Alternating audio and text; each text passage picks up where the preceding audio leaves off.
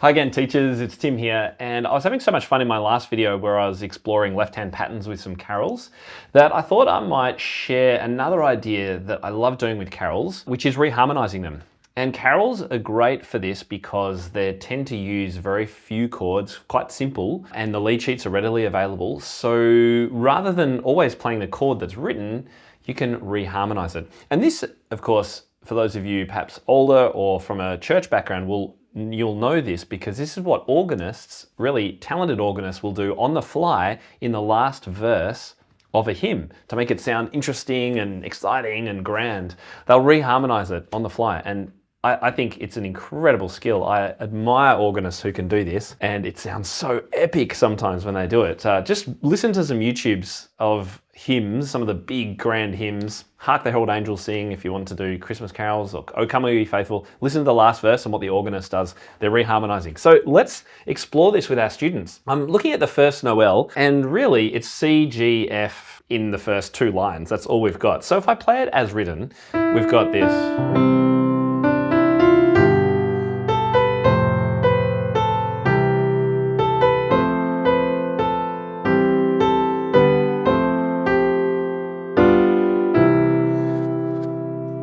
And one of those chords there, we could probably change out. I'm listening as I'm going, I'm like, oh, what do I remember hearing as I have sung this one before? Anyway, that's our starting point. That's like the bare skeleton. We need to put some flesh on their skeleton and then put some clothes on it as well. So let's now move the chords into the right hand, and I'm going to play octaves in my left hand. So I'm going to do a combination of chords and melody in the right hand. It's going to sound like this.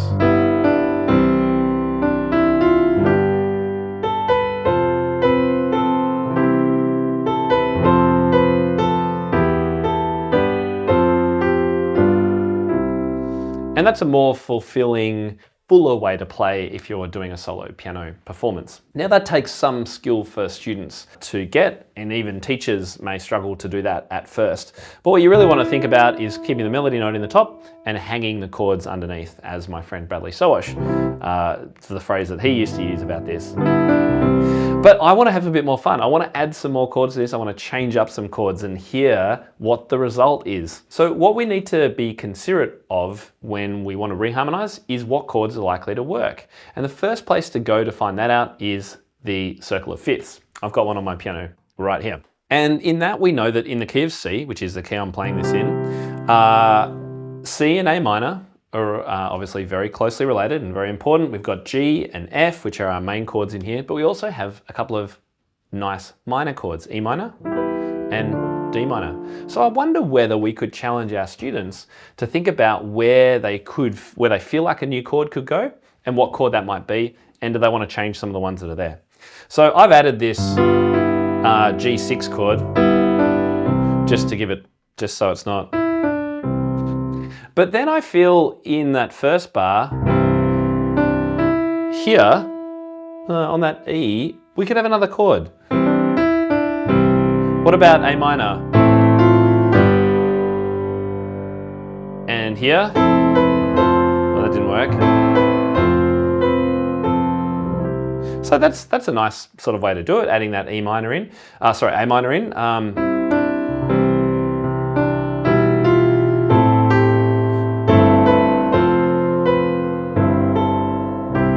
So I'm just exploring now, that was just a descending bass line in the left hand.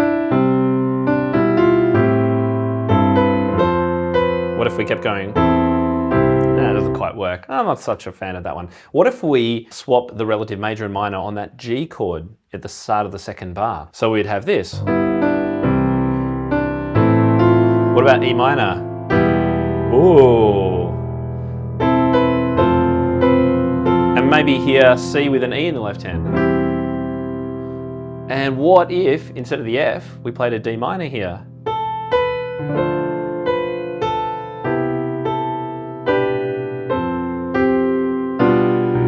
G7 on B. Oh, I've got a sticky note, I can hear it. So that is, look, I'm just having a bit of fun with this piece, but this is the kind of thing that we want our students to be able to do. In order to do this, they've got to understand the harmonic construction of music, the interrelationship between chords.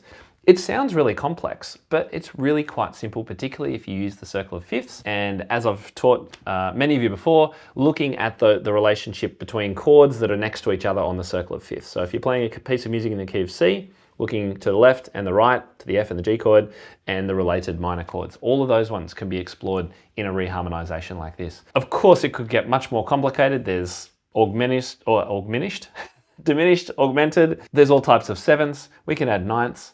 This could get as complex as we wanted it to, but let's start with something nice and simple. So I hope you've enjoyed that. I hope it's made you go, maybe I could do this with one of my students. Or even better, if you've never done it before, try it out yourself in your own practice and playing and see what you think, see what you come up with. And I reckon it'll give you a little bit of a buzz and something fun that you can explore with your students. All right, I'll see you next time.